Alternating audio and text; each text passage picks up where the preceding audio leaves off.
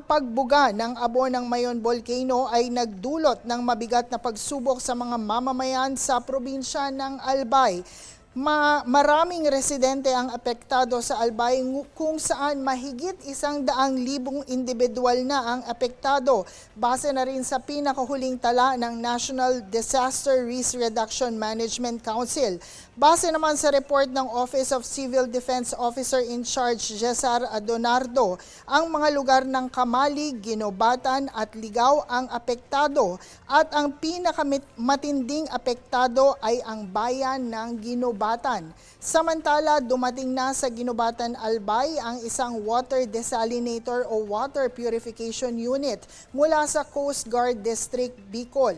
Sa pamamagitan nito, makakagawa ng malinis at ligtas na inumin na magagamit ng mga residenteng apektado lalo na sa mga evacuation center. 10,000 litro ng malinis na tubig ang kayang gawin nito kada araw. Samantala, nagpaalala naman ang Department of Health na ang ashfall ay hindi ordinaryong alikabok at ito ay pwedeng magdulot ng paninikip ng paghinga. Kung kaya't dapat ay magsuot ng face mask, iwasang lumapit sa permanent danger zone, isara ang pinto at bintana, panatiliing hydrated ang sarili at maging alerto sa mga balita.